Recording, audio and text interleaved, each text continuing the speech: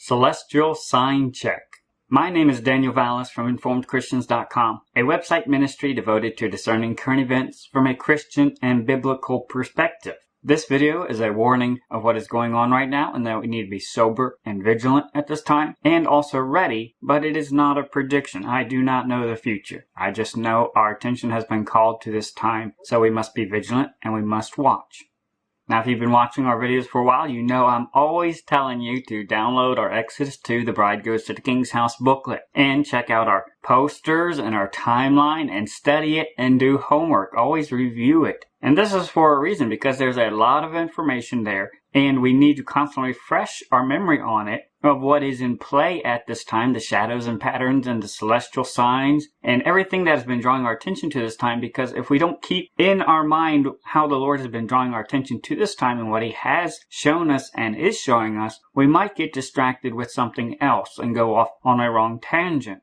And we have the command to be vigilant, which means we have to examine information that is presented to us and study and show and affirm. And that's what we try to do, is keep you informed by presenting information, the celestial signs that the Bible points us to and the celestial signs that our attention has been drawn to, and as well as the biblical patterns and shadows and also prophecy, understanding it all in light of prophecy. And when we look at enemy activity, the only reason we're looking at enemy activity is because we are commanded not to be ignorant of the enemy's devices. Examining the enemy activity does not tell us truth. All it tells us is what they are doing. And our examining of enemy activity is still only in the realm of circumstantial and hearsay too as well, because that's the way they word it through parables to particularly avoid people pointing specific fingers that they're up to something. So they word it in parable form and shadow form so that you can't pin it down on them. But this is why I keep always pointing you back to refresh your mind on the biblical patterns and the celestial signs and the events and feasts and the patterns that are happening right now and the other prophetic signs we have in the booklet too, because that is where our truth is. That is where we rest our faith in. That's where we make our decisions from. That's what helps us guide decisions relating to our passions, our time, our money. Everything we do, our decisions are based on our understanding of the times. So if we have an incorrect understanding of the times, then that is going to throw off our decisions as well. So this is why it is vitally important that we have a proper understanding of the times, but also be very vigilant about the evidence that we are examining.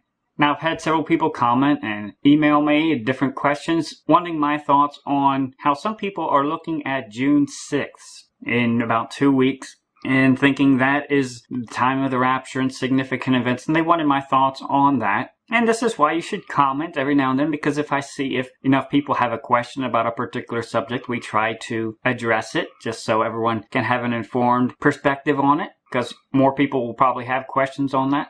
So June 6th, and this is going around on the internet, and different people have sent me links to it and wanted my thoughts on it. And basically their proposition is that Venus is going to be occulted or hidden by the sun on this day. And that's not too uncommon, but how it lines up specifically according to their presentation seems to be very unique and rare. But it's going to be occulted or hidden by the sun, behind the sun. And they're also claiming that Venus, which is the morning star in their presentation, represents Lucifer. So they think it's very significant to the Antichrist and what he may do at that time. And then they talk about how this lineup and occultation will happen while the sun is over Taurus, the bull, and resembles Hathor, and how different Egyptian depictions have the sun in the bull and similar iconography as well. And then they also talk about and show multiple numerical lineups of how June 6th is a certain amount of days from this event or that event or that event. And they add that in to underscore how they think June 6th is very important, related to the Antichrist.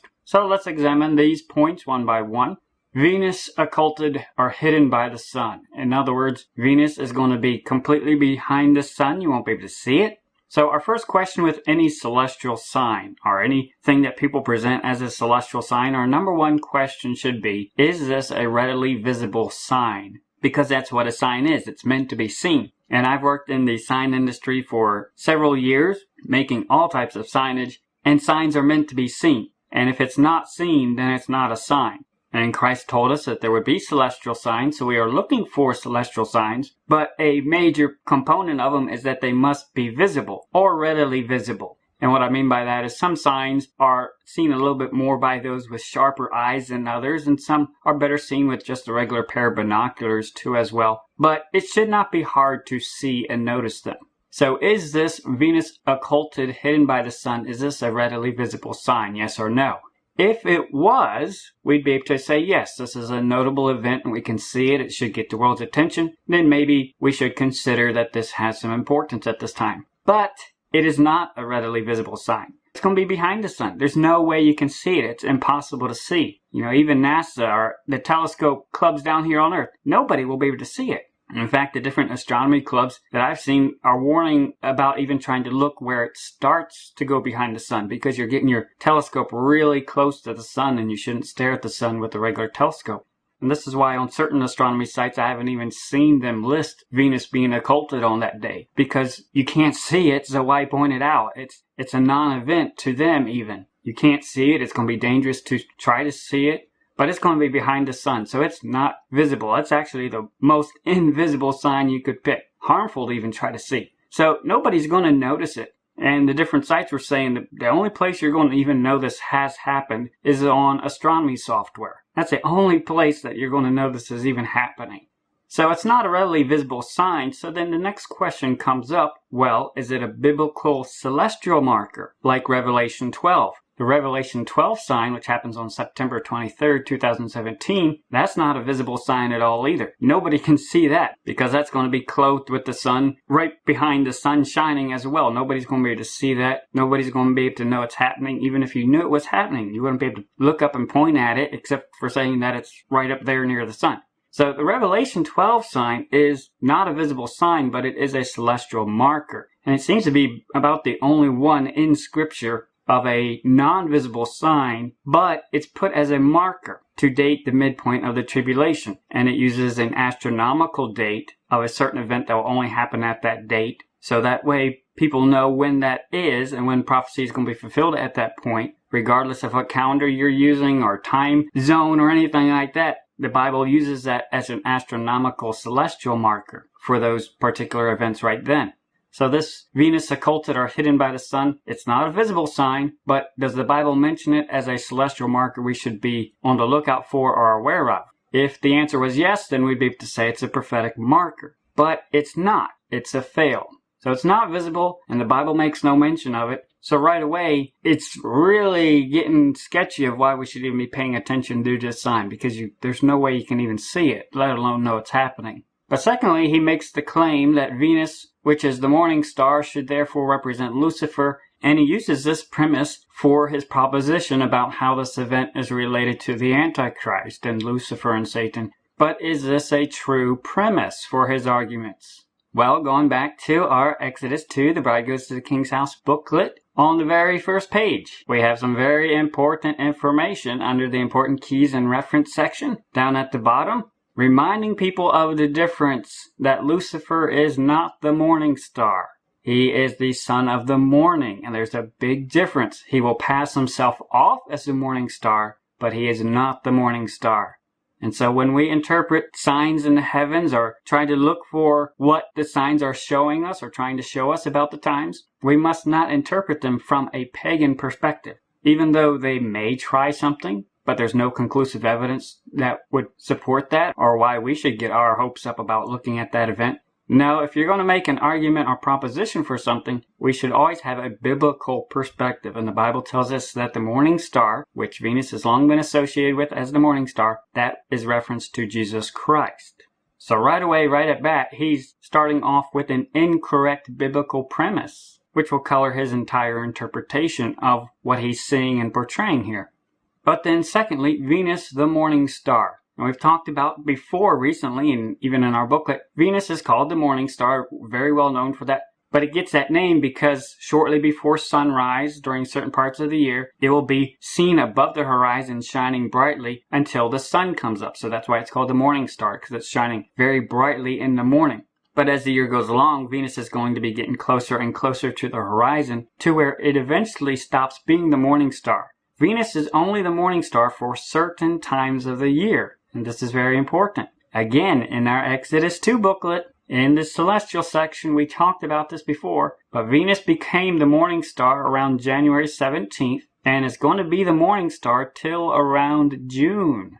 And it's on a lot of material about the very significant celestial sign of the very visible celestial planet lineup that was happening for a month, drew a lot of people's attention to it, but how Venus became the morning star just a few days before this event started. And we have this shown out on our main timeline of when Venus became the morning star and what it's associated with. But then we also show and remind people that it is going to be fading off the scene as the morning star, and it's going to be completely gone by the start of June.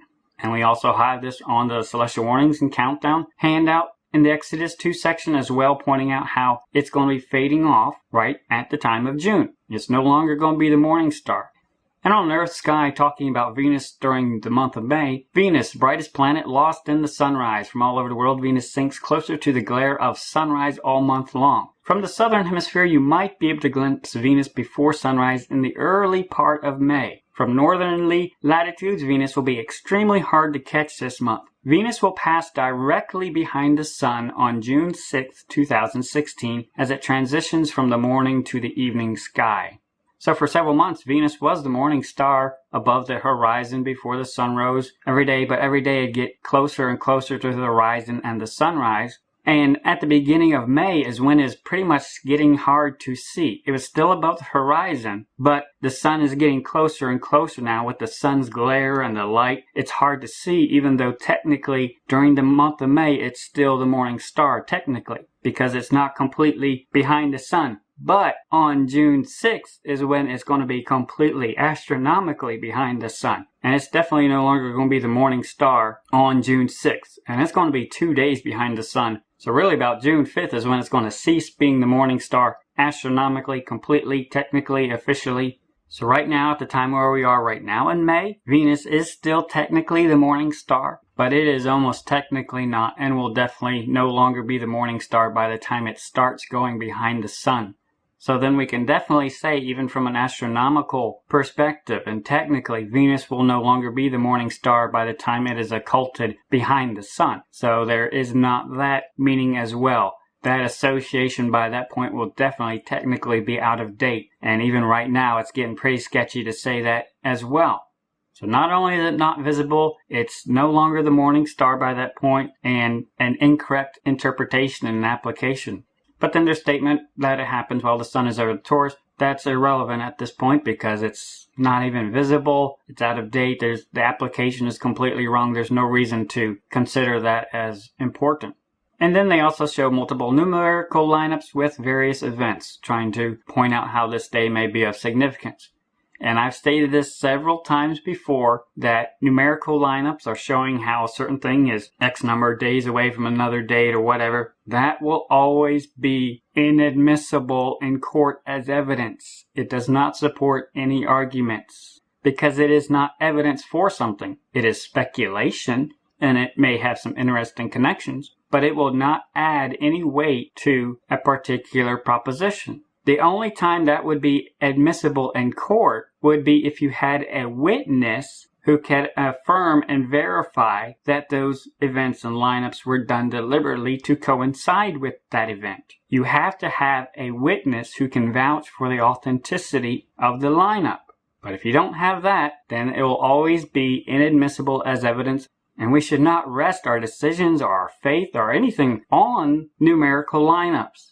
And we even have a poster on our website about the last generation, and it lists the 40 different signs that the Bible gives us to look for. The Bible gives so many signs of what we should be looking for. And the Bible never tells us to look for numerical lineup because it is inadmissible. It's not even circumstantial evidence. And we should always look for having an understanding of the time from a biblical perspective. What has the Bible told us to look for? And then let's look for that.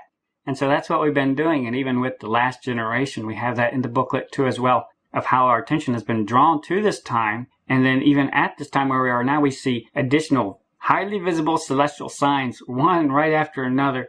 And then the biblical sign that the Bible tells us about with Judah the lion, also drawing our attention to this shadow time that's also mentioned in the Bible with the Pentecost. And so we have a lot of evidence drawing our attention to this time. And that is where our faith can rest, in that our attention has been drawn to what the Bible has already told us to look for.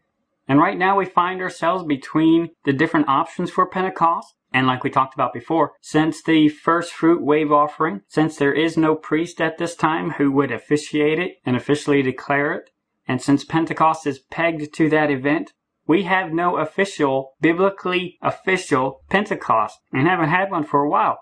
So it's interesting that our attention is drawn to this time between what would have been the two viable options. And we are at a time when literally no man knows the day or hour, because nobody can say this is the official Pentecost day, because there has been no official priest to declare it at the proper biblical time on the proper biblical calendar in sync with the harvest, like the Bible also commands it be done. So we find interesting celestial signs at this time. We find Jupiter still paused at station 2 at this time, and other significant celestial notable events in the days ahead. So there's a lot of biblical shadows and patterns that we are told to look for and have been studying. And then there's celestial signs, specific ones even that the Bible has told us about that we are watching. That is what we rest our faith on, our decisions, our hopes, our passions, and our expectations. And it is because we see what the Bible tells us to look for. That is why we have a high hope at this time, and that is why we make ourselves ready. So again, download our Exodus 2 booklet, download the timeline, study it, look at the material. There is a lot there, but it does us good to refresh it and keep in mind all this information that the Lord has shown us up to this point. Because He is apparently wrapping up the tapestry of redemption for the spring feast, and we are at that time when we expect it to be concluded. Be sober, be vigilant, and be ye ready. Maranatha.